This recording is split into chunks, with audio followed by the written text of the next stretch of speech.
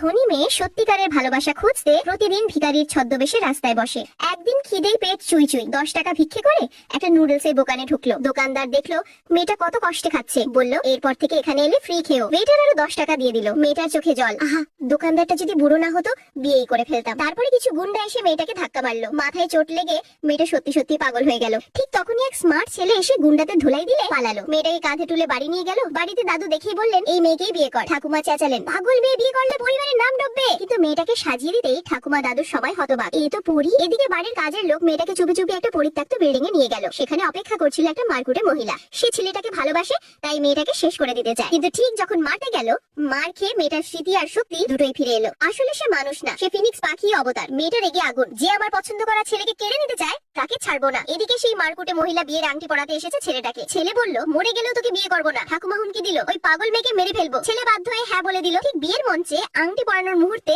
দরজা খুলে ঢুকলো সেই মেয়ে। লাল গাউনে, মুখে বেল, পুরো হল লাইটে ঝকঝক করছে। তুই এখানে কি করছিস পাগল মেয়ে? মেয়েটা শান্ত গলায় বলল আমার বরকে কেউ হাত দেবে না। ঠাকুমা চেঁচালেন এক্ষুনি ওকে বের করে দাও। মেয়েটা হেসে বলল আমি যদি বলি আমি এই পৃথিবীর সবচেয়ে পুরনো ফিনিক্স তাহলে কি করবেন? তারপর একটা হাত তুলতেই দূর থেকে শোনা গেল হাজার হাজার গাড়ির শব্দ। দেশে বিদেশের বড় বড় পরিবারের লোক এসে মাটিতে হাঁটু গেড়ে বসলো আর বলতে লাগলো আমরা আমাদের পূর্বপুরুষকে স্বাগত জানাতে এসেছি। ঠাকুমা ভয় কাঁপছেন। মেয়েটা এগিয়ে এসে বলল আজ থেকে এই বাড়ির মালিক আমি, আর যে আমার বরের দিকে তাকাবে তার চোখ থাকবে না।